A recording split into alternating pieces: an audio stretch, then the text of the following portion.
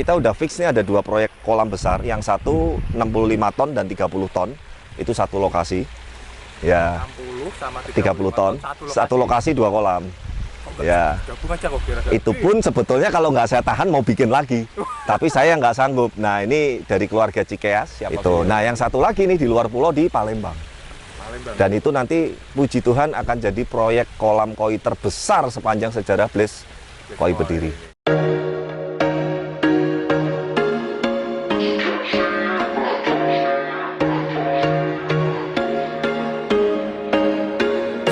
Once a day that I would pray for you, I'd go and misbehave just so you'd notice too. Sneaking looks up and down from across the room.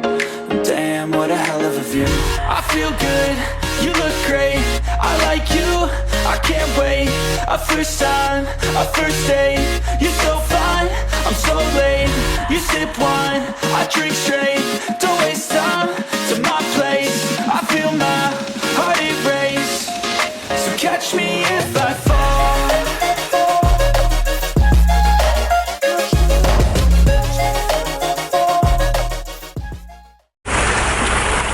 Nah, ini salah satu rutinitas yang saya paling suka, feeding atau ngasih makan ikan koi. Nah, ini beberapa kan kemarin yang 45, 50 up ke atas kan ada yang Asagi juara satu juga, yang Kanoko itu, ya kan, itu kan dari Sio Semarang juga. Nah, cuman ini sudah balik kolam lebih dulu sehingga memang sudah bisa mulai makan normal seperti biasa. Dan berarti enggak Tamasaba yang dulu 9 ekor saya masukin di sini kecil-kecil. Ini sekarang udah gede-gede gitu kan. Nah, itu tadi yang saya bilang, pertama memang selain bahan ikannya Tamasabanya itu bagus. Di sini sistem filter, sirkulasi dan medianya ini kita yang terbaik untuk semua kolam di Blaze Koi. Ini yang terbaik, pengaruh sekali. Iya dong, sekarang logikanya buat apa kita beli media mahal-mahal kalau dengan teori tanda petik sebagian orang ngomong nggak penting lah, yang murah aja bisa kok sama beningnya, kan lucu gitu loh. Wah, itu marga impor. Ya, ini mah Pak Blaze Koi itu sama Pak Adi itu medianya kemahalan, pakai yang murah aja lah. Bisa bening, bisa bagus. Ingat loh, air bening belum tentu sehat loh, air bening belum tentu bagus. Tentu saja yang kita cari itu bening plus sehat plus bagus. Kan begitu, makanya kita perlu sistem penataan media, filter, sirkulasi yang benar. Filter medianya udah benar, sirkulasinya, flow-nya kolamnya salah, pemipaannya salah, hitungan pompanya salah, aerasi oksigennya, suplainya salah, ya bisa jelek juga. Jadi itu kan intinya berkesinambungan semua gitu loh. Ya, kita nih yang bulan depan ya normal, kita puji Tuhan, terima kasih juga mungkin berkat dukungan teman-teman Blaze People juga. Kita udah fix nih ada dua proyek kolam besar, yang satu 65 ton dan 30 ton, itu satu lokasi. Ya, 30 ton, satu lokasi dua kolam.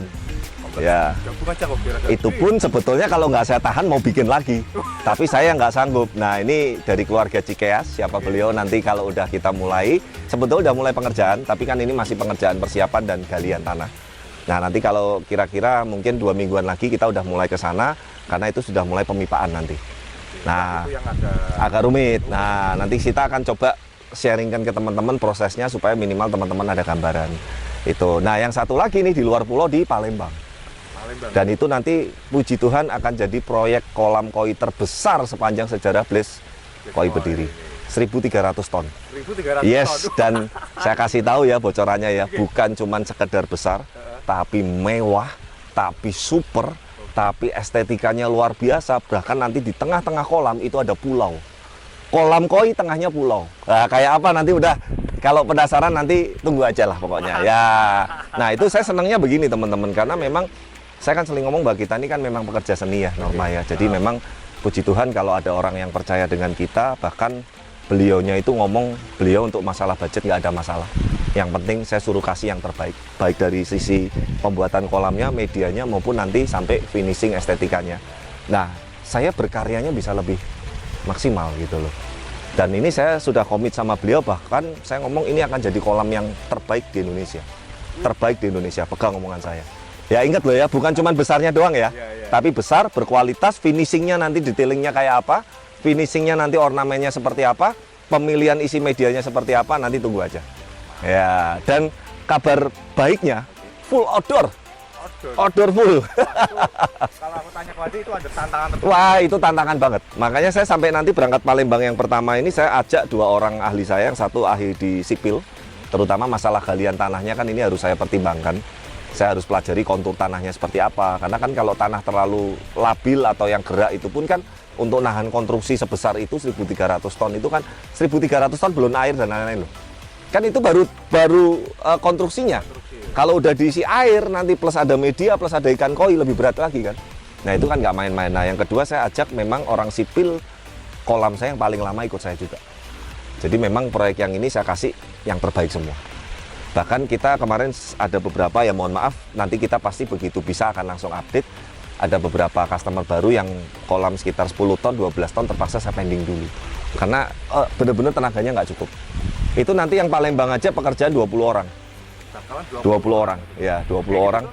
Dari Pak itu ada target tersendiri nggak sih? Maksudnya harus selesai 1 bulan? Enggak, saya estimasi ya, saya estimasi. Saya udah ngomong sama beliau, estimasinya antara 4 sampai 5 bulan. Tapi ya jujur, kalau bisa selesai lebih cepat ya saya lebih seneng kan. Bener nggak? Saya lebih cepat dapat uang, saya lebih cepat tidur tenang kan begitu. Kan nggak mungkin saya lama-lamain juga buat apa gitu loh. Tapi kan kadang ya Norma dan teman-teman Blessed People harap dimaklumin kadang di lapangan ini terkadang nggak semulus yang kita perkirakan. Contohnya yang kolam Malang tuh, kita waktu udah kolam aman, semua aman, pemipaan aman, dan lain-lain aman. Saat kita terakhir finishing di chamber, airnya nyumber. Hujan terus. Akhirnya konstruksinya nggak bisa kering-kering, nggak berani kita finishing. Itu kan kita nggak minta, gitu loh. Ya, tapi intinya kita pasti akan kasih estimasi, kayak seperti di keluarga Cikeas pun kita ngasih estimasi 2 bulan maksimal. Kalau bisa lebih cepat, ya alhamdulillah kan.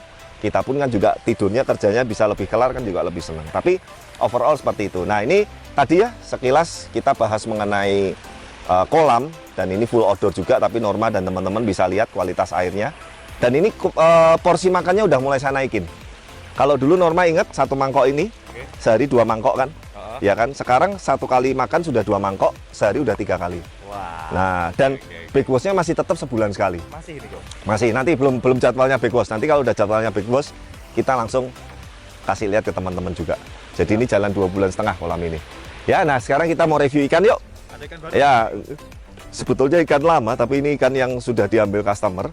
Cuman ini salah satu ikan favorit saya. Dan belum beruntungnya kemarin di Semarang nggak dapat coretan, cuma dapat juara 6 atau apa. Yuk kita review sama-sama ya. Nih lihat nih. Aduh ikannya kayak gini loh Norma. Kayak gini aja bisa kalah. Kalah loh. Ya, jadi memang ini Gosiki farm lokal ukuran 42 cm jantan dan merahnya super rednya Norma bisa lihat edan ini. Edan banget, edan pakai banget nih. Nih, lihat. Dan dia merahnya bersih ya. Tuh, lihat. Tapi merah-merahnya Gosiki sama aku kok Beda, lain dia merahnya kayak ada ke apa ya kalau ini ya. Merah-merah kebiruan gitu ya. Kayak ada merah-merahnya itu kayak apa sih, nggak merah yang nyala kan gitu kan. Tapi ini merah banget loh. Nanti kalau kita pindahin masukin ke kolam lagi ya kita lihat ya. Nah ini makanya saya bilang teman-teman, memang kadang kita di dunia show ini mesti harus punya mental juga, sebagai mental ibaratnya mental legowo. Dan jujur aja sebetulnya kemarin ada beberapa yang dapat juara itu sebetulnya bukan saya belai karena ini ikan saya, lebih bagusan ini sebetulnya. Tapi ya sudahlah, kita mau ngomong cari alasan kayak apapun, daripada seperti itu mendingan kita legowo menerima bahwa memang ikan kita kalah, selesai. Ya kan? Betul. Dan ini mungkin masukan juga buat teman-teman terutama yang masih baru. Saya ngerti lah teman-teman mungkin bos-bos yang baru ini duitnya banyak segala macam. Tapi kalau saran saya udahlah, kalau udah niat ikut show tuh jangan bikin omongan-omongan setelah show selesai itu yang tidak mengenakkan gitu loh. Baik itu untuk panitianya, baik itu untuk jurinya, baik itu untuk pesertanya atau dealernya, sudahlah gitu loh. Apapun ya kita legowo kan gitu loh. Mau meskipun kita ngomong terjeleknya bener-bener keputusan jurinya salah mutlak Pak, tidak ini nih. Ya wes mau gimana lagi gitu loh. Gitu loh. Kalau memang mau seperti kita semua kemauannya ya bikin show sendiri, ikannya ikut ikan kita sendiri, kita juri sendiri. Iya kan? Bikin show sendiri, turunin ikan sendiri, nilai sendiri, menangin sendiri, nanti angkat piala, angkat apa juga angkat sendiri aja semua. Iya. Itu pasti udah pasti kan kita juara terus tuh. Ya, tapi intinya begini, pesan saya adalah lebih baik kita ini membangun suasana yang positif gitu. Loh, saya juga kalau di setiap show selalu ada keputusan juri yang saya nggak suka, Norma. Kamu kan tahu saya. Lalu saya kalau ngomong ini, aduh nih kasarannya ya, ini matanya di mana atau ini kasarannya kan gitu. Matanya sliver atau apa tuh ikan kayak gini kok bisa kalah. Kadang kan emosional saya kan begitu. Tapi kan saya nggak pernah publish di umum, tidak pernah ngomong di belakang, apalagi sampai jelekin jurinya atau panitianya, toh nggak ada gunanya kan. Gitu. Tapi overall sih, makanya saya sering bilang kalau kita ikut show itu nothing tulus, yang penting Bapak suka sama ikannya, cocok harganya. Menang syukur, kalah ya sudah. Oh Gitu. iya, mau tanya, buat show kayak gitu tuh, itu tuh masalah pemilihan menang kalahnya dari selera atau ada kriteria? Ya gini loh, sebetulnya ya semua masalah kualitas dulu dong yang benar. Setelah kualitasnya sama-sama bagus, baru selera, itu yang benar. Betul nggak? Jangan ngomong selera terus ikan jelek bisa selera karena selera juri terus jadi menang, kan ya lucu. Contohnya nih, bagus sama bagus. Mercy ya sama BMW, kelasnya sama, nominalnya sama, harganya sama. Sama-sama bagus kan? Kamu selera milih BMW, milih Mercy itu bebas. Tapi kalau Mercy sama Daihatsu Xenia, terus kita ngomong seleranya kita milih Xenia, ya itu kan konyol. Betul? Logika. Ya, gini loh, selera itu bisa terjadi kalau dengan kualitas yang sama. Iya dong, minimal imbang-imbang lah gitu loh, nggak jelek. Tapi kalau kualitasnya jelek, terus juri ngomong selera, kan aneh. Tapi sekali lagi, saya tidak mau mendebat atau mempermasalahkan. Ini hanya sekedar membuka wacana gitu. Jadi kalau ada yang bilang, Pak, katanya show itu ditentukan oleh selera juri, betul. Tapi harusnya selera itu bisa terjadi setelah ikan bagus ketemu dengan yang bagus. Setara dong, bukan ikan bagus dengan ikan jelek, terus kita milih selera yang jelek, kan aneh. Bisa dimarahin Bos Adit loh nanti. Karena katanya Bos Adit itu jelek itu mutlak. Nggak usah dibahas. Kalau bagus itu selera, relatif, betul gitu. Nah intinya ikan ini udah sehat, cuman agak kurus karena memang ini puasa juga hampir 2 mingguan ini. Ya ini juga sempat ngurat sedikit merah nih. Dan ini udah kasar sekali. Udah kasar sekali, jantan fix. Nah kita balikin ke kolam lagi yang bulat. Yang bulat juga ya? Sebetulnya mau dikirim, cuman customer tempat karantinanya belum siap. Nah karena ini ikan opsidil, saya sering ngomong dengan customer, setiap ikan opsidil pasti kita kasih kelonggaran keeping sampai sebulan, gratis. Ya, biar ikannya gemuk lagi dulu. Ya, kecuali kalau opsi lelang atau ikan-ikan lelang ya mohon maaf harus ngikutin rule yang berlaku ya. Aduh ini panas banget sebetulnya, tapi nggak apa-apa nih buat teman-teman Blessed People ya, kita dibantu Mas Oyin sama Dayat. Yuk kita ikutin yuk.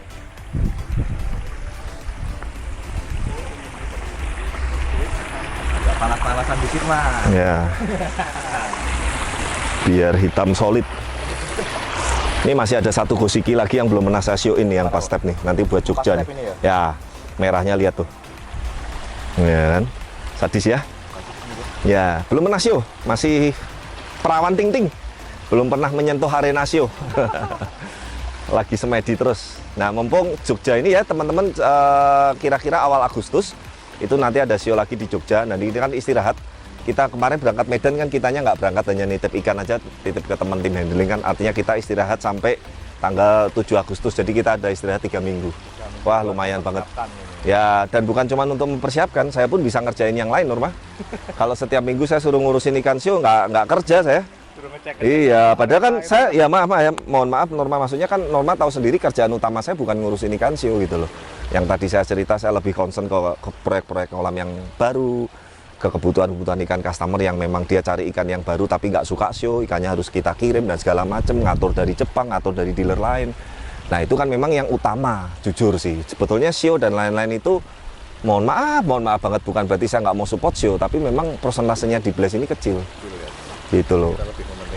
Iya, bukan ikannya ya, ikan kualitas show-nya banyak, tapi yang mau turun ke show nggak banyak.